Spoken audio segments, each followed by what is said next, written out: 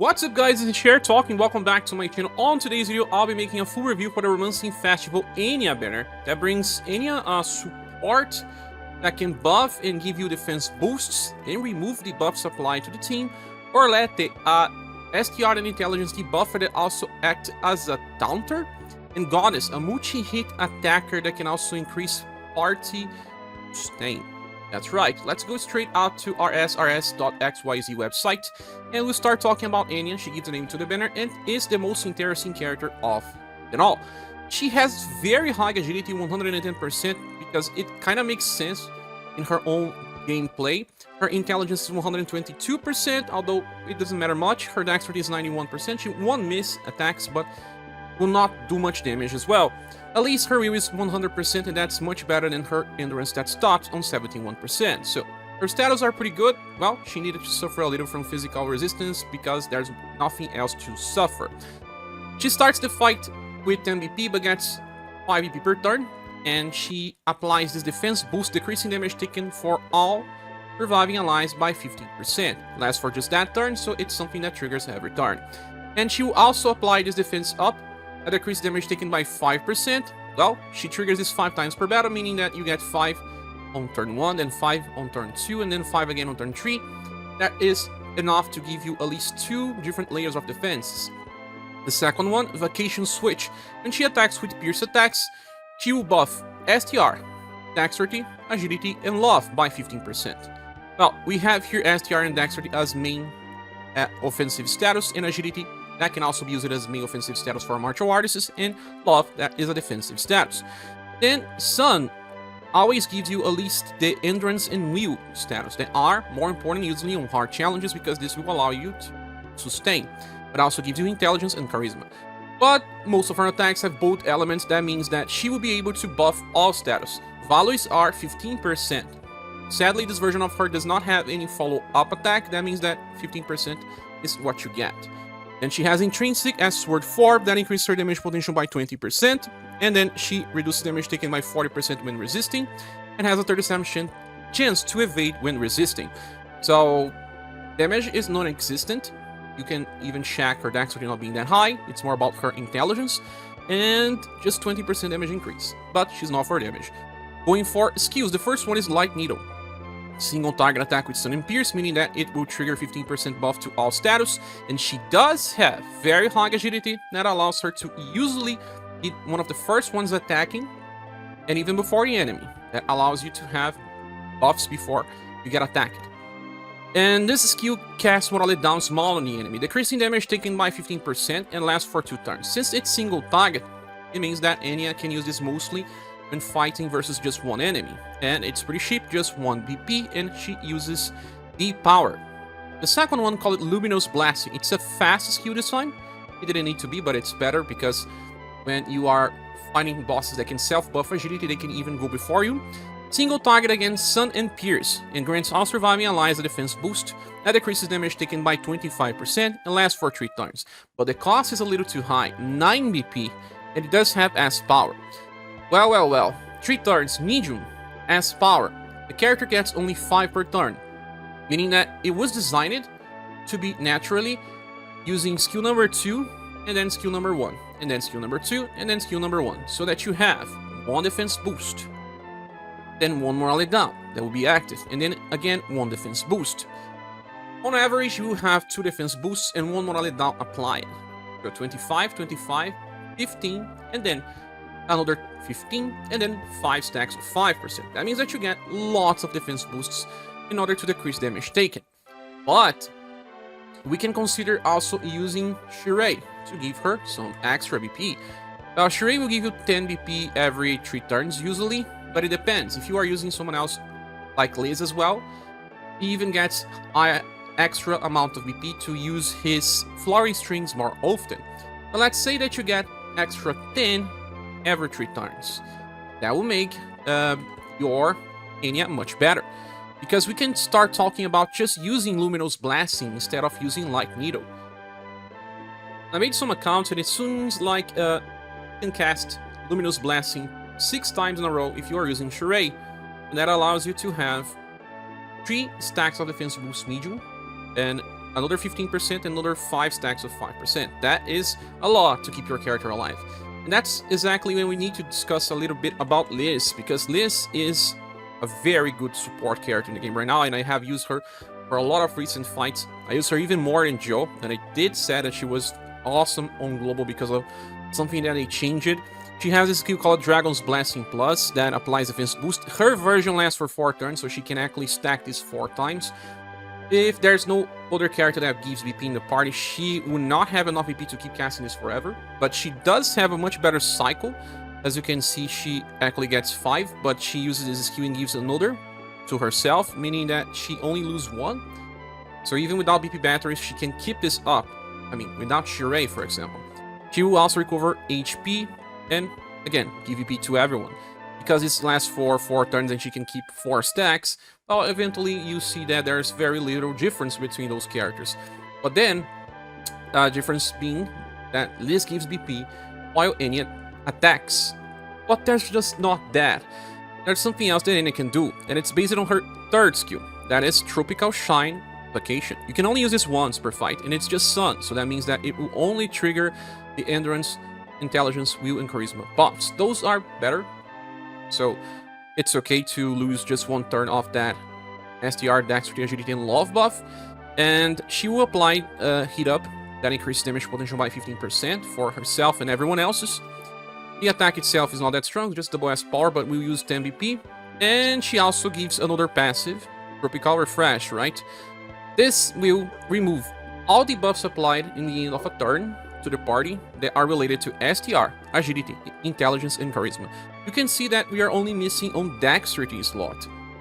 And that is strange because Leon uses Dexterity for attacks. But that's okay. She will always remove those debuffs so that you don't need to bring someone like, for example, Razen, that is one of the best debuff cleansers in the game. So if those are the status that you need to care about in the fight, we'll fix them. And she will give this HP recover. That is exactly the same as Liz gives. So like I said, now the difference between those two characters are more related to Anya attacks, Anya buffs, while Liz heals better because she also has this heal every 3 turns, you can see here. And she also has this 3 defense boosts on every 3 turns. So she can be your main healer, while Anya cannot. And Anya can buff in some fights, it can help. You can still use both together. Well, Liz will help Anya get extra BP, Anya will help Liz have higher status, and reduce the stress of Liz healing. So if you don't have Liz, I highly recommend getting Anya, because she is very similar, and while they can work well together, she still helps for remembrance. And right now we have some boss fights where the enemy will remove all buffs that are applied on start of turn. For example, Final Impress, it's a character that buffs Endurance and Will, but on start of turns, you can see it here. Some bosses like the stage 220 from Spiral will remove buffs. That means that you lose it all. And then when you are running people like Anya that can buff and has very high agility, that means that she will probably attack before. Like in the Firebringer fight, she can buff a little. Well, 15% is not that high, but since it comes for free, it's okay. If you have another buffer, you have 2 characters that can do this. So Anya is the most interesting character of the bunch, and there's a lot of useful stuff just from getting the character. She can still inherit Etoildor. That is a very interesting skill that comes from her first premium style. Etoildor applies attack down that decreases damage taken in that turn only by 15%, similar to Morale Down, but this one does not stack. But she can also remove all enemy buffs. This attack also has Sun and Pierce, meaning that she will also buff all status by 15%. So Etoildor is nice. She will have a future style from Christmas on JP that changes with Etoildor, so will come for free. But just having right now this skill that can be also used in her future style because it's a passive, it's already pretty interesting. As for other inheritances, if you don't have any premium style, there's at least a Starlight Heal, a single target recovery spell there is also from her second premium style, Starlight Race, that can revive and recover, and also apply Guard Up Medium, decreasing damage taken by 25% for 2 turns. So if someone died, at least you have Guard Up Medium. May still not be enough to keep it alive. And all the other skills are not that interesting, maybe besides Eclat Universe for Nuke. Just want to do some damage. And you are bringing people that increases damage by number of hit, like the Sundered effect, that is very useful here and there. If you have her latest style, this one here, it's more offensive. You can see that we have this Eclat Universe skill that attacks 5 times, and she has better passives for damage. Let's even click here. And she also buffs when attacking.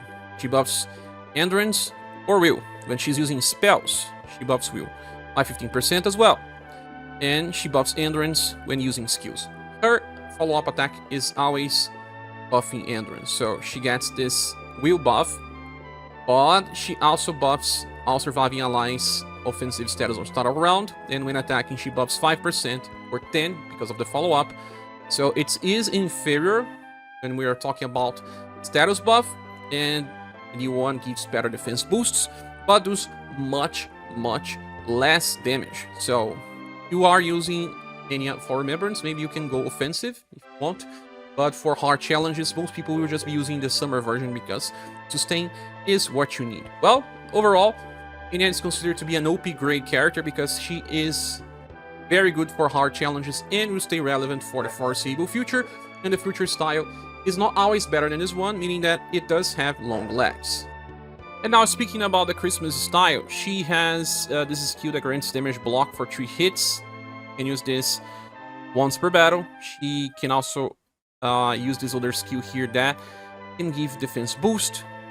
This time it's a stronger attack, but it only lasts for 2 turns. But it also recovers her own HP. She always chases with that attack that is a Toyodor, and she has a chance to chase with her Eclat Universe that deals a lot of damage.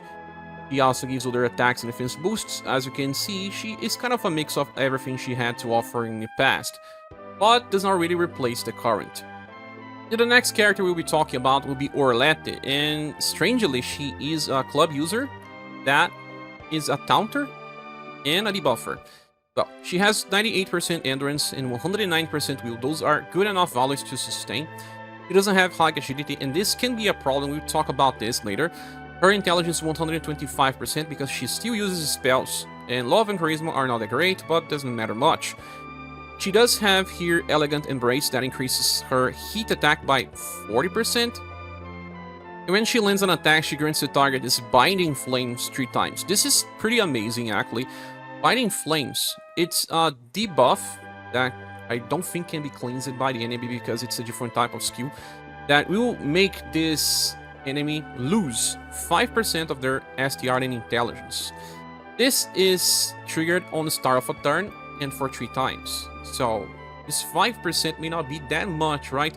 But it's when she attacks, meaning that she can apply 3 Binding Flames to the enemy in every turn. So after turn 3, if you keep attacking, you will allow your enemy to lose 15% of their STR and intelligence. And intelligence is what you want usually because this stops the enemies from applying ailments or debuffs. So that's cool. She also gets 1 BP. We'll go back to this passive later. On start of turn, she also enters Taunt Stance that has medium effect. That's pretty amazing because it lasts for 4 turns and medium 4 times. It is very useful to increase chance of being attacked. She will also recover her HP by around 150. And when directly attacked, she will reduce the damage taken and then counter attack with Flame Hammer Plus. This is a new skill. It's an amplify over an old one that has a chance to debuff the enemy STR and intelligence by 10% because it will be used on rank 1. Her intelligence is high enough that if the enemy attacks you with a directly attack, she will debuff more often than not. So, the only problem is that when you think about, well, a direct attack is not spell-based. It's better designed for bosses that are hybrid, that uses physical attacks and can also apply ailments, like the Firebringer fight, for example. Firebringer can use some direct attacks and can still apply ailments. So if she gets to counter, it's nice. She's actually not really reliant on just this. She still has our wall defense 7, decreasing damage taken at all times by 50%, meaning that she does not need to choose equipments. She always decreases damage taken by a good amount, and only has 40% damage increase, reliant on heat attacks, but all of her attacks have heat. Skill number 1, Burning Invitation, is a single target skill that enters stout. This time it's just a small effect, but it also lasts for 4 turns, meaning that it will stack with her self-passive, meaning that it will have very, very high chance of being attacked. It will also recover her HP by around 250, and that means that you get just almost double the effects of her passive. Has C power and just 1 BP cost. Pretty cheap. You can use this if you are planning on using her for counter. I still doubt if you can fully counter enemies if you want to go for this approach, because if you can fully counter, people like Julian or Human Male or even 4 Neos are extremely strong to just kill via counter, but this is for long fights where you cannot easily kill the enemies, so you can apply more debuffs if she taunts more. Then we have, let's talk about skill 3 first. Burning Beach of Passion. It's a single target attack that has 10 BP cost, double S power. As you can see here, she gets 1 extra BP by attacking. 10 BP is a little too costly, but when the attack lands, she will buff the enemy's status, all of them, by 15%, and also grants the target the square down small for 2 turns. That decreases their defenses by, I believe, 12%. Doesn't matter much, it's all about the debuff part. But here, well, we have to compare this to, sadly, ScherBR. ScherBR is an amazing character, still the best buff breaker in the game in my opinion, because she has this skill that debuffs all status by 15% as well. But instead of applying the Guard Down, she also removes all buffs the enemy had. Buff break. And it costs just 8. And she has better BP generation because she can chase. So overall, for debuffing and damage, we have ScherBR. But then we do have different utility for Orlette, because she's not even just about this. This is kind of an extra sometimes. She relies on Hellfire Vortex. This is an AoE attack that is heat-based as well, and when the attack lands, grants the target Binding Flames. No turn limit. It has C power, it's not about damage, but it's just 4 BP cost, meaning that she always has enough to use this. But it can only be used 2 times per battle. But, okay. Let's say that you use Hellfire Vortex. You actually apply 2 times the Binding Flames. In the next turn, the enemy already loses 10% STR and intelligence. If you use this again on the next turn, they will lose 20% for some specific turns. And it can reach even 30% debuff in that 3rd turn, because, well, you just casted actually 25%, because you can cast 2 Binding Flames via Hellfire Vortex, and then you can cast another one via any attack. So, 5 stacks of 5%. That can be useful for some fights like the Firebringer fight, for example. And you can even, on that particular moment, let's say you use it Hellfire Vortex twice, you use Burning Beach of Passion, if you have enough PP, that is. Or if you don't, just use Burning Invitation, that will still apply Binding Flames. But now, her second skill is very interesting, because this one can amplify her utility of the Binding Flames effect.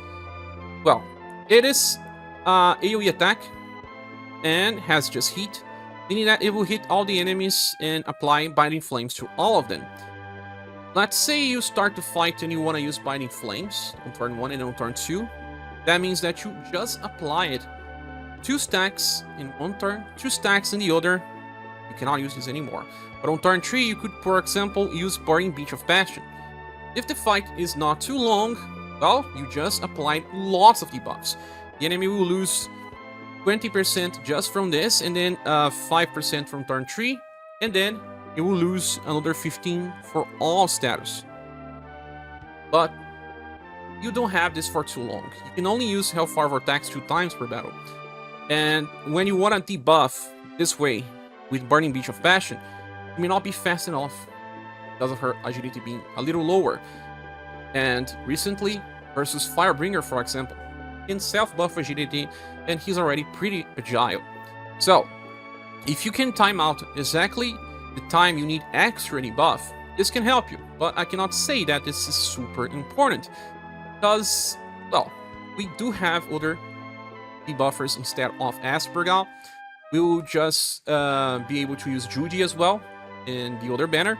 Judy can debuff as well when she's using Violet Knight. She debuffs intelligence by 15%, and she can debuff STR as well, and even 3 times when she's attacking, depending on BP batteries, but she can, and I will explain on my video. But if you get Judy, you can just use her, or if you already have ScherBR, they are quite good enough, and you'll get other debuffers in the future that can apply similar or even higher buffs. I also have to remember that Matcha has a skill that can debuff intelligence by a lot. That is 30% her first UDX style.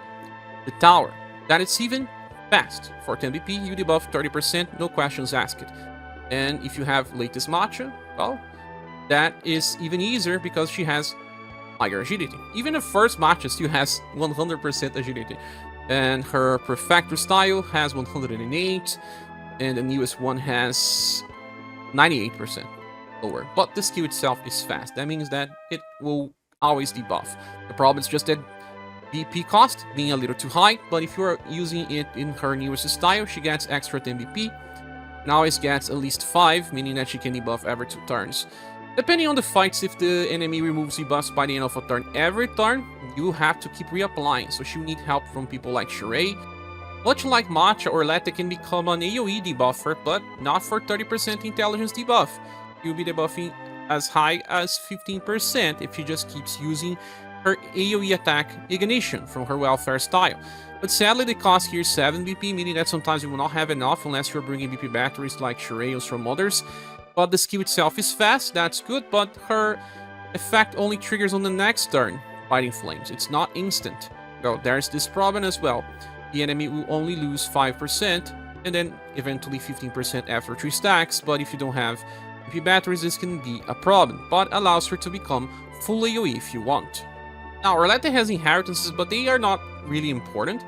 She is good for Remembrance because she has Confusion for Wuhan, Stun for Kazinci, Poison for Carmine, Instant Kill for Siegfried, all coming from a free Welfare style. Her latest bow style also has Corvidae. It can be used for defense down, and this stacks. You can even use this to increase damage of your party. If it's just one enemy, it's better to use. If you cannot debuff the enemy, sometimes you can't. It's cheaper as well, just 8 PP. She also has Paralyzes for Rio Queen, and that's much about it. Well, in the end, Orlette is okay style. She can be your main debuffer in some fights, but I don't think that she advances this strategy too much. So it's a little easier to skip, especially if you already have ScherBR that can debuff at least 20% or sometimes 25% and offers much more damage. But if you don't have her, Orlette can help you out. If you were still using our old grading system, I believe I'll be torn between SS Plus and a triple S grade because Orlette has some problem with her taunt and counter not being so easy to use, but when it works super well. People are saying that it works super fine for Water Dragon.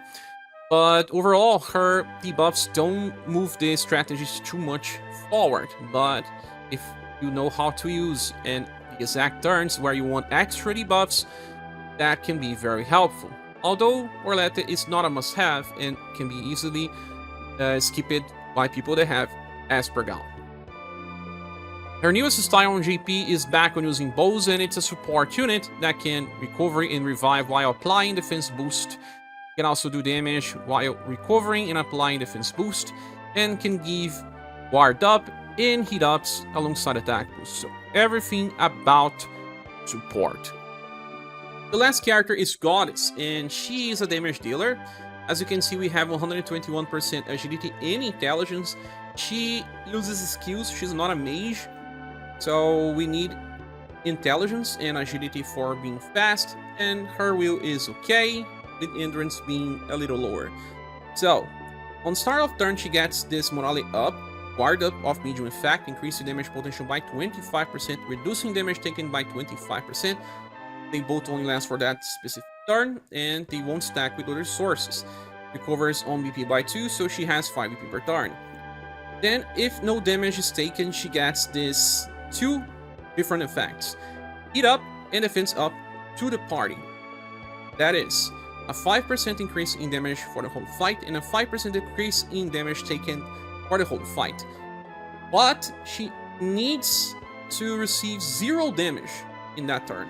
So it's a little hard to trigger, but she does have mechanics that allows her to.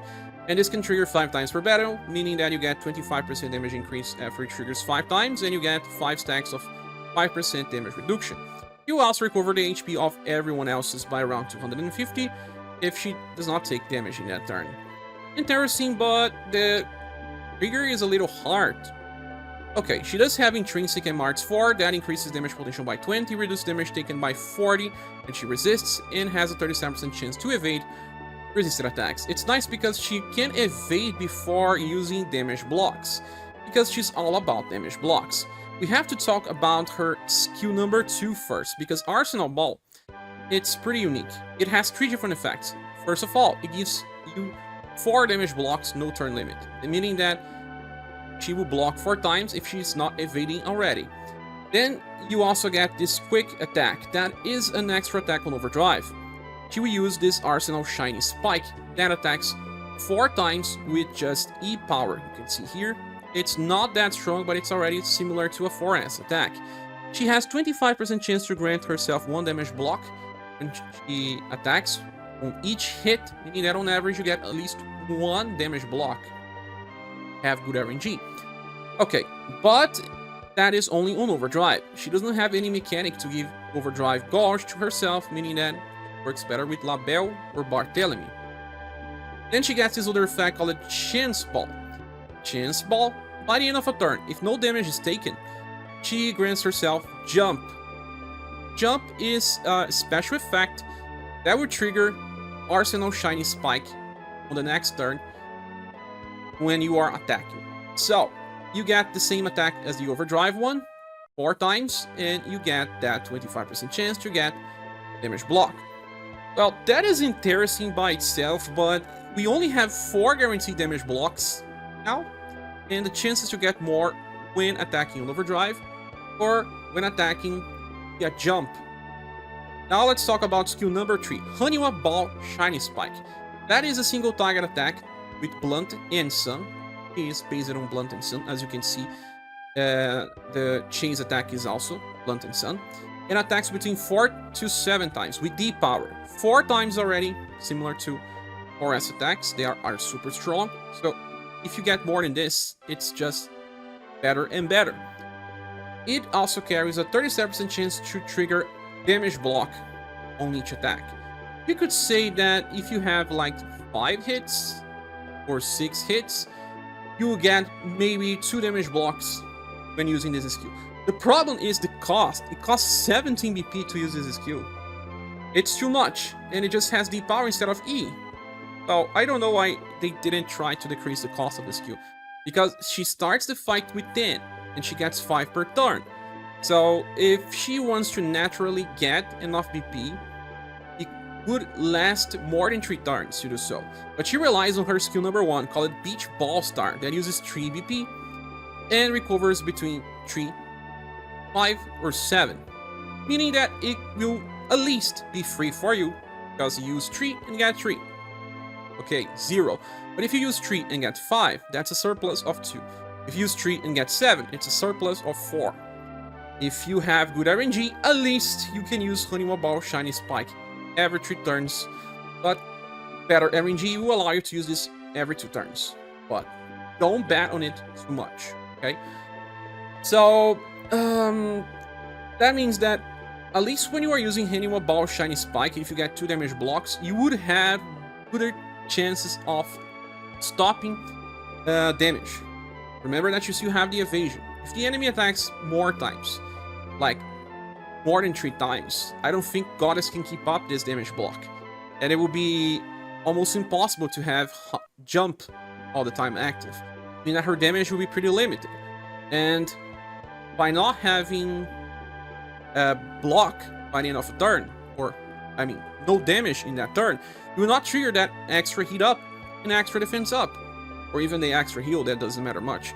So it's kind of hard to justify using the character on hard challenges if she's not blocking, if she's not receiving 0 damage, because by that, she is not really such an awesome damage dealer. Remember that she only has 20% natively, 25 via Morale up, and eventually another 25 or maybe 70% damage increase, but it takes time. And she cannot even use her best skill on turn 1. She has to use skill 1 or skill 2, and then eventually use skill 3. If you happen to use skill 2 first, you use all of your BP. And then you have to use Beach Ball Star up to have enough for Honeywell Ball Shiny Spike. You can get some free jumps if you don't take damage, but it will depend on the fight. If you're fighting versus more than one target, forget about Goddess. It won't be good enough. Sadly, there's way too many bats for the character to work, and it just won't work as good as people like Ihachi or even the newest Urpina. If you want, you can inherit stuff like Heart of Goddess, that it's a full AoE fast recovery skill that uses 4 LP, but it recovers everyone and revives from 0 to max. You can also just inherit that Light of Dawn. It's a shadow shield that negates shadow damage and also gives HP recover. And you can also inherit Heavenly Melody that gives morale down and guard up small. But I don't think those are too good to use with this version of her anyway. And from her counter style, well, there is Masamune Fury that can also allow her to counter, but it's a defensive counter, meaning that she takes damage. If it was a least evasive counter, then that would make more sense, because it would then not take damage. Sadly, you can at least give that Arsenal Ball to her next style, JP. But as it is, Goddess is not deserving a triple S grade because it's too gimmick, and we're considering old grade system.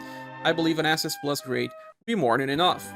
Well, Goddess has another style on JP that is pretty interesting. She can recover all allies and also gives PP reduction and trigger overdrive dodge.